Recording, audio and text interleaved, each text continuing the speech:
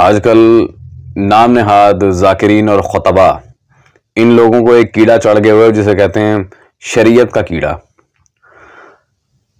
آتا جاتا ان بیچاروں کو ہے کچھ نہیں اور منہ اٹھا کے آ جاتے ہیں اپنے آپ میں بہت بڑے مبلغ شریعت بننے. کل کو یہ لوگ ولایت امیر المومنین کے نام پر چورن بیچا کرتے تھے. جب انہوں نے دیکھا کہ محققین علماء اپنے وظائف کو بخوبی انجام دے رہے ہیں تو انہوں نے نیا بہانہ پکڑ دیا کہ کسی طرح شریعت کا وار کر کے لوگوں کی اٹینشن کو اپنی طرف ڈائیورٹ کیا جائے. انہی میں سے ایک یہ حضرت یتیم بلوچ صاحب ہیں جو ولایت امیر المومنین کے لحاظ سے پرلے درجے کا منافق انسان ہے. یہ ایک عجیب خرافہ پرست انسان ہے جسے یہ ہی نہیں پتا کہ آیا میں نے وجوب ولایت پر بات کرنی ہے, تبلیغ ولایت پر بات کرنی ہے, تقیہ پر بات کرنی ہے, کس مسئلے کو آگے لے کر جانا ہے. خیر, اس کی ویڈیوز کی طرف لے چلتے ہیں آپ کو, پھر بکرم امیر المومنین آپ کے سامنے ہم جواب لا کر رکھتے ہیں. ساری قوم نو مسئلہ ہے ولایت اتے مجبوری بن گئی ہے بات کرنی, مجبوری. اور میں علی ولی اللہ واجب پڑھدا نماز ہے میں لڑ پواں جڑا نہیں پڑھدا. یاد رکھے علی تو وہ ونڈ جڑی رب ساجھی عطا نہیں کردا. جناب سلیمان اور جناب ابو ذر تے دوواں دا معیار برابر نہیں. ایک ایمان دے 10ویں درجہ تے ایک 9ویں درجہ تے. دکھ لگ سی جے چھٹے امام دا سلجھ ہویا شیعہ من دعا نہ کر کے گیا جملے تے داد دی بات نہیں کر رہا. کیا معصوم نہیں فرمایا جیڑا عقیدہ سلیمان دا ہے نا وہ اگر ابو ذر نو پتہ لگ جاوے تو سلیمان نو قتل کر دے. ہائے ہائے بولو, جیڑی شے تساں میزان تے جا کے تولنی ہے وہ تو تساں ایتھے ہی کھول کے رکھ دیتی ہے.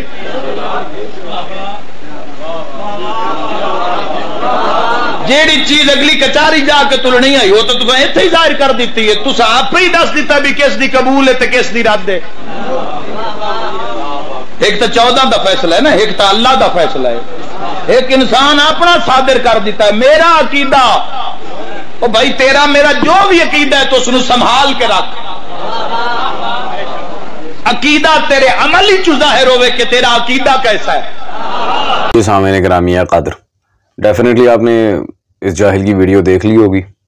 سب سے پہلے تو سامعین گرامی قدر میں ان لوگوں سے کئی مرتبہ کہہ چکا ہوں کہ یہ ذاکرین اور خطبہ تو کجا, ہم نے الحمدللہ جب اسماء الرجال کا اور دیگر تحقیقاتی معاملات کا سارا سین سامنے آیا تو بڑے بڑے علماء کو نہیں بخشا. یہ تو بیچارے ابھی چوزے ہیں.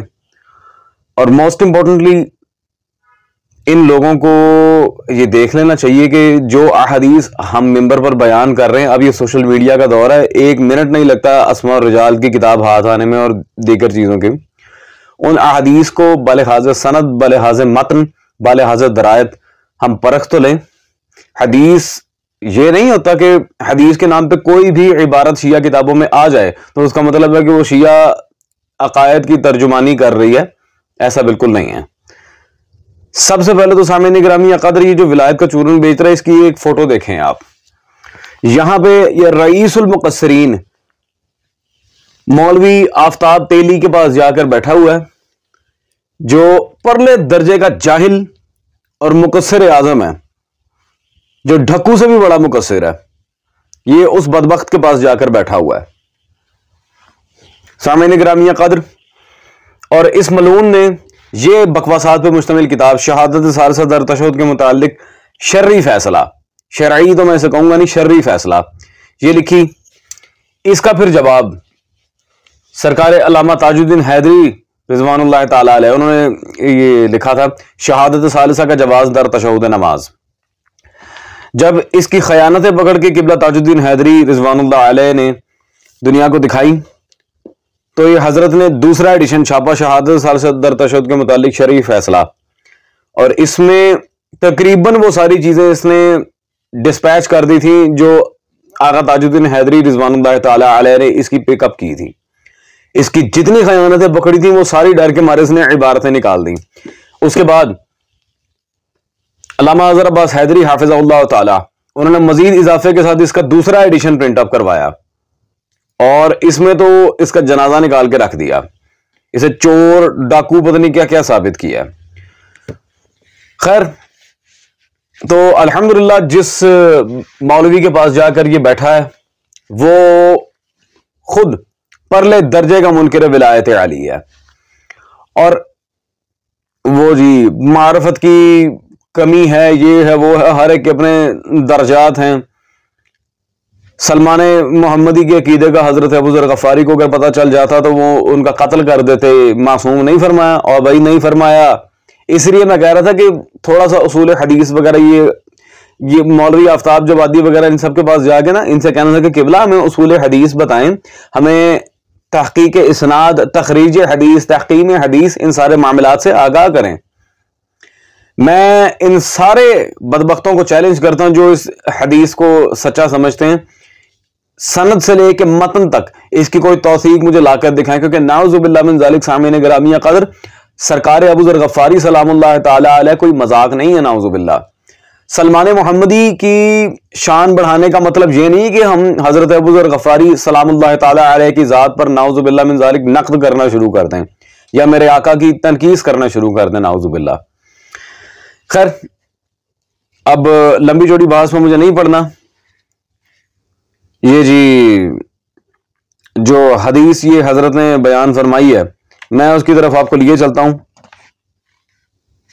سب سے پہلے سامعین گرامی قدر یہ حدیث جس کتاب میں آئی تھی یہ رجال الکشی میرے پاس موجود ہے. سرکار کشی نے اس حدیث کو روایت کی صفحہ نمبر 19 پر. اس کی سند موجود ہے، آپ دیکھ رہے ہیں ساحل بن زیاد اس کی سند میں ایک راوی ہے. اب یہ ساحل بن زیاد کون تھا؟ سامعین گرامی قدر میں آپ کے سامنے وضاحت کرتا ہوں. یہ رجال النجاشی سرکار نجاشی رضوان اللہ تعالی علیہ نے صفحہ 182 ترجمہ نمبر 490 میں ساحل بن زیاد کا ذکر کیا. اس کے بارے میں واضح لکھے ہیں کان ضعیفا فی الحدیث، یہ حدیث میں ضعیف تھا.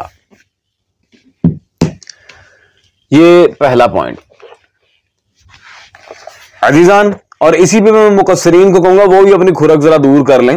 یہ ان کے آیت اللہ خوئی صاحب کی معجم رجال الحدیث جلد نمبر 8 مطبوعہ دار الزہرا بیروت صفحہ نمبر 339 پہ ساحل بن زیاد کا ذکر کیا ابو القاسم خوئی نے اور یہاں واضح لکھتے ہیں کان ضعیفا جدا فاسد الروایہ والمذہب. اللہ اکبر.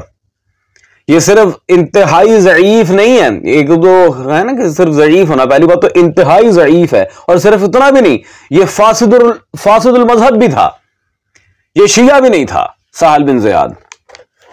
چلیں ضعف ہونا وہ ایک اور بات ہے، یہ شیعہ ہی نہیں ہے، سنیوں میں سنی شیعوں میں شیعہ، فاسد المذہب. یہ بالکل آپ نے واضح عبارتیں دیکھ لی ہیں. تو سامعین گرامی قدر ایک سمپل سی بات ہے، جو ایسا فاسد المذہب بندہ ہو کیا وہ آل محمد صلی اللہ علیہ وسلم کی صحیح احادیث، ان کے صحیح عقائد معاملات ہم تک پیش کرے گا؟ اور بھائی ایسے بدبخت رہ گئے ہیں روایات لینے کے لیے اب ہمارے پاس ہیں. جاؤ بھائی جاؤ، یہ چننا کسی اور کے لیے بھیجو. اور مجھے اسی پوائنٹ پہ میں نے قبلہ غضنفر عباس توسفی رحمہ اللہ کے لحاظ سے بھی بات کی تھی، میں نے بلکہ ان سے ہی ڈائریکٹ بات ہوئی تھی میری. تو میں نے کہا کہ قبلہ خدا را اس حدیث کو دوبارہ ممبر پہ نہ پڑھیے گا، یہ صحیح نہیں ہے. اس کی متن میں تو قباحت ہے ہی ہے، کیونکہ اس سے پھر نعوذ باللہ من ذالک سب سے پہلے رسالت پناہ صلی اللہ علیہ وسلم اور امیر کائنات صلوات اللہ علیہ مولا علی صلوات اللہ علیہ کی نعوذ باللہ تنقیص یہاں پہ ہوتی ہے کہ نعوذ باللہ من ذالک ثم نعوذ باللہ. کیا وہ سلمان جیسا ابو ذر غفاری کو نہ بنا سکے؟ تو یہ پہلے تو متن میں ہی اس کے قباحت ہے، دوسرا سند میں بھی اس کی کوئی تگڑی بات نہیں ہے. ایک ایسا بندہ جس کے مذہب کے بارے میں پتہ ہی نہیں ہے، فاسد المذہب، وہ اٹھ کے یہ روایت ہم تک پہنچا رہا، تو ہم بھائی پاگل ایسے بندے کی روایات لیں. ہاں محدثین نقل کرتے ہیں تو نقل کرنے میں وہ امین ہے، انہیں جیسے ملی انہوں نے لکھ دی، that's not a big issue. اللہ اکبر. خیر سامعین گرامی قدر اب جی ولایت علی کی بات آ گئی. میرا عقیدہ واجب ہے، یہ ہے وہ ہے، وہ جتنا تیرا عقیدہ ہے نا واجب کا وہ مجھے اچھی طرح پتا ہے بھائی، چونا کسی اور کو جا کے لگا، تیری مہربانی. دوسرا موسٹ امپورٹنٹ جو پوائنٹ ہے، جہاں نہیں پڑھتا ادنا لڑ ویسی تو پتہ نہیں کیا عجیب ادھی اردو ادھی پنجابی ادھی سرائکی کیا کارٹون ہے یہ. ہم نے پہلی بات ہے یہ کب کہا ہے کہ جو ولایت امیر المومنین نہیں پڑھتا اس کے ساتھ لڑ پڑو اسے مارو؟ میں نے کب کہا ہے؟ ہم نے کب کہا ہے کہ جا کے لڑو مارو؟ اور بھائی تبلیغ بھی کسی چیز کا نام ہے کہ نہیں؟ یہ جو جعلی تبلیغیں کرتے پھر رہے ہو تم بغیر مطالعہ کے بغیر تحقیق کے، تبلیغ کسی چیز کا نام ہے کہ نہیں ہے؟ کمال ہے یار خدا کی قسم. تبلیغ کو لڑائی کا نام تو نہ دے جاہل انسان. آئیں جی، اور عجیب جاہلانہ پوائنٹس، تیرے کردار چو تیرا عقیدہ نظر آئے. اور پاگل انسان، مینٹل انسان. اعمال اور عقائد ان پہ الگ الگ معاملات پہ الگ الگ کتابیں لکھی گئی ہیں باقاعدہ. کردار سے انسان کی شرافت نظر آ سکتی ہے، عقیدہ نظر نہیں آ سکتا. عقیدے کے اس بات کے لیے قرآن و حدیث سے دلائل ہونے چاہیے، نہ کہ بندہ کسی کو اگر کھانا کھلا رہا ہے تو سمجھ لو بڑا اچھے عقیدے کا ہے، کسی سے احترام سے بات کر رہا ہے، فاسق و فاجر نہیں ہے تو سارے سمجھے کہ جی بڑا ہی اچھا ہے. بلشٹ یار، کیا پاگل ہے یار یہ انسان، جاہل مینٹل انسان. عقیدے کے لیے قرآن و حدیث کا علم ہونا چاہیے. کردار سے عقیدے کب بنتے ہیں؟ دیکھنے تو اگر یہ باتیں ہیں تو قاضی شرح پورا کوفہ اس کے کردار کی مثالیں دیتا تھا. عقیدہ اس کا کیا تھا؟ معاذ اللہ سلطان کربلا کو واجب القتل قرار دے دیا اس نے، لعین نے. پھر مختار نے ہاتھ کٹوائے، ٹھیک کیا نا. خیر، یہ سامعین گرامی قدر ولایت اس قدر امپورٹنٹ چیز ہے کہ میں اس کے اوپر پہلے تو حدیث قدسی پیش کرنا چاہوں گا. یہ مطبوعہ بیروت لبنان میرے ہاتھ میں موجود ہے. امالی شیخ صدوق رضوان اللہ تعالی علیہ، رئیس المحدثین مکتب اہل بیت صلوات اللہ علیہ مجمعین، وہ یہاں حدیث لے کر آئے صفحہ نمبر 166 پر، اور بالکل صحیح ترین حدیث ہے، اس کی سند میں بھی کوئی ضعف والی بات نہیں ہے. والی خراسان اللہ کا کلام یہاں نقل کر رہے ہیں. لا اقبل عمل عامل منہم الا بالاقرار بولایتہ مع نبوت احمد الرسولی صلی اللہ علیہ وآلہ وسلم. میں کسی کا کوئی بھی عمل قبول نہیں کروں گا جب تک وہ محمد کی رسالت کے ساتھ حیدر کرار کی ولایت کا اقرار نہ کر لے. ٹھیک ہے جی، یہ اللہ کہہ رہا ہے. پولیس راتے ہیں ہونا تھے وہ ہونا ہے، اللہ کہہ رہا ہے. سامعین گرامی قدر، پہلی بات تو یہاں فیصلہ والی خراسان نے دہرایا اللہ کا. تو ولایت علی کے لحاظ سے سب سے پہلے تو ضد پھر لوگوں کی بنے گی اللہ سے، نعوذ باللہ من ذالک. جب اللہ کہہ رہا ہے جاؤ میں تمہارا کوئی عمل قبول نہیں کرتا جب تک حیدر کرار کی ولایت ہی نہیں ہے، تو ہمارے اوپر کس چیز کا بل پھاڑ رہے ہیں؟ یتیم بلور صاحب جائیں اللہ کو جا کے کہیں کہ یہ کیا کہا، اور اپنے ایمان کا بیڑا غرق کر دیں. دوسرا آئیں جی، مقصرین کو بڑا نایاب تحفہ دینے جا رہا ہوں میں. آؤ جی، کھرک دور کرو اپنی.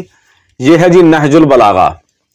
نہج البلاغہ میں صفحہ نمبر 90 خطبہ نمبر 16، خطبہ نمبر 16 کے بالکل آخری اقتباس کے اندر یہاں پہ مولا علی کیا فرما رہے ہیں؟ وہ مقصر فی النار، مقصر